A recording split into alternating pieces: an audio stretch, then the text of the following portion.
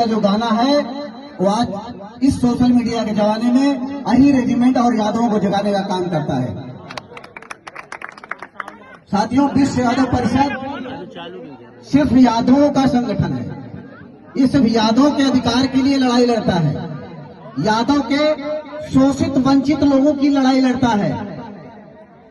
और अगर इस सरकार हो या इसकी पहली की सरकार रही हो, उन लोगों ने कहीं न कहीं यादवों का शोषण किया है।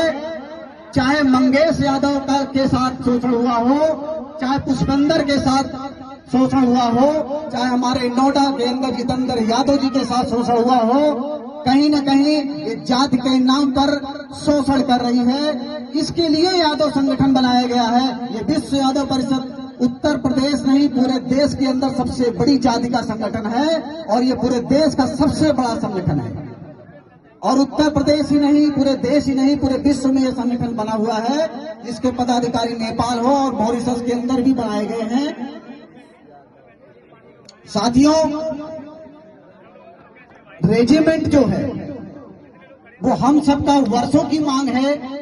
बहुत सारे हमारे यादव समाज के लीडर हैं, बहुत सारे साथी हैं जो वर्षों से संघर्ष करते हैं, लेकिन जब भी अपने अधिकार की बात करते हैं तो चंद लोग सामने आ जाते हैं और कहते हैं ये जातिवाद की बात कर रहे हैं। मैं आप सबके सामने स्पष्ट कर देना चाहता हूं कि यादव समाज किसी जाति का विरोध नहीं करता है, वो अपने जाति के अधिकार की बात करता है। और अगर अधिकार की बात करना जातिवाद है तो हम सभी जातिवादी हैं, इसकी यादव विश्व यादव परिषद घोषणा करता है। और जो आपने बहुत सारे धर्म गुरुओं को भी देखा होगा, वो जब देखो कहीं प्रवचन शुरू कर देते हैं।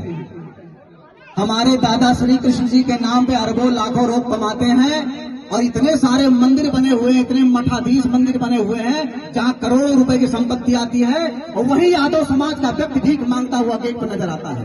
ये हमारी यादव समाज की बुरी दशा है कि हमारे दादा श्री कृष्ण जी, जिसके हम यादव वंशज हैं, और उनके वंशज होने के नाते भी उसी मठ के बाहर भीख मांग रहे हैं। ये हमारी एकता का और ये हमारे यादव समाज के लिए बड़ी विडंबना है। इस पर हमें विचार करना चाहिए। ऐसा कौन सा मठाधीश नहीं है जिसके पास करोड़ों रुपए नहीं आ रहे होंगे? और यदुवंश के दादा श्री कृष्ण जी के नाम पर, ये हम भगवान की बात नहीं कर रहे हैं, भगवान तो वो सबके हैं, लेकिन उससे पहले हमारे दादा हैं, इसको सबको मानना पड़ेगा। और यादवों को भी हर मंदिरों के अंदर सम्मान मिलना चाहिए। अगर उसके अंदर बाकी जातियों की संख्या है मठाधीशों में, तो उसमें कम से कम हम अपने आरक्षण की ही बात कर लेते हैं। 27% यादव हैं, 26% हैं, उतने ही मंदिर में बिठा दो। लेकिन किसी भी मंदिर में बता दिए कोई यादव बैठा हुआ हो तो,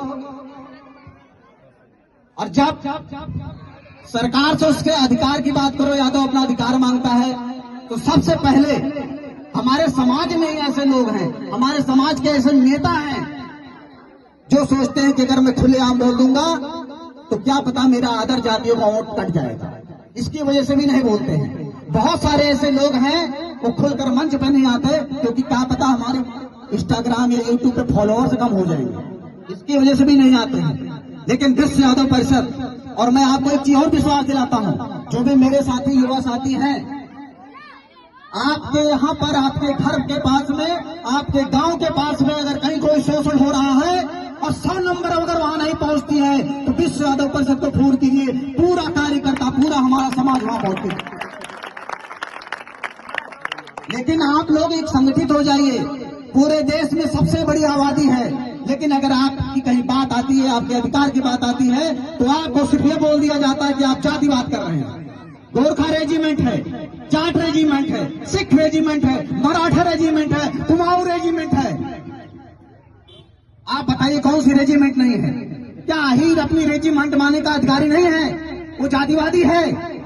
किसने बोला जातिवादी है? हम किसी जाति के लिए कोई प्रचार कर रहे हैं, उसके खिलाफ बोल रहे हैं? हम अपने समाज की बात कर रहे हैं। और अगर अपने समाज की लड़ाई में अगर आप लोग सहयोग नहीं करेंगे तो आपके पूर्वज आपको कभी माफ नहीं करेंगे, ये मैं आपको वादा दिलाता हूं। तो आज सभी से मेरा निवेदन है कि यही रेजिमेंट कोई नौकरी के लिए मांग नहीं है, ये स्वाभिमान की मांग है और स्वाभिमान से कभी समझौता नहीं होता। और मैं आपको बता दूं, इस पगड़ी को जो मैंने बांध रखा है, कसम खाई है कि जब तक रेजिमेंट नहीं बनेगी, ये यादव की सम्मान की पगड़ी है और भगवान श्री कृष्ण का आशीर्वाद है, उतरेगी नहीं। आपको विश्वास दिलाता हूं, जब तक तन में जान रहेगी अहीर रेजिमेंट की मांग रहेगी। और आने वाले समय में अभी मैं गांव गांव जा करके सिर्फ यादव को संगठित करने का काम कर रहा हूं, क्योंकि यादव अभी 10% भी संगठित नहीं है। और जिस दिन यादव संगठित हो जाएगा, उस दिन उत्तर प्रदेश नहीं, दिल्ली की सरकार को उखाड़ कर फेंक देंगे। और एक वादा और देते हैं कि अगर हम सरकार को बना नहीं सकते तो इतना संगठन मजबूत कर देंगे कि बिना हमारे सहयोग के, यादव के सहयोग के, कोई भी सरकार नहीं बनेगी। आप सबके बीच में मैं इसलिए जगाने के लिए आया हूं, मेरे पास एक्स्ट्रा टाइम नहीं, मैं भी बिजनेसमैन आदमी हूं, मुझे कोई चुनाव नहीं लड़ना है और ना मैं आपको चुनाव लड़ाने का भरोसा दे रहा हूं। लेकिन इतना विश्वास दिलाता हूं कि अगर आपने संगठन को मजबूत किया और आपने हमारा साथ दिया, तो बिना आपके सहयोग से कोई ना विधायक बनेगा न कोई सांसद बनेगा, ये वचन देके जाता हूं आपको।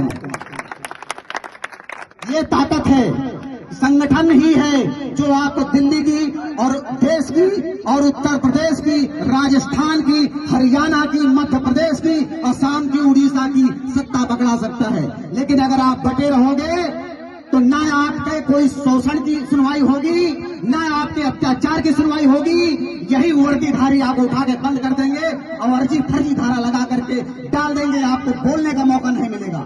तो मैं आपको विश्वास दिलाता हूं, किसी गांव में हो, किसी भी शहर में हो, किसी भी मोहल्ले में हो, किसी भी भाई का हो, कहीं भी कोई शोषण होता है, 112 नंबर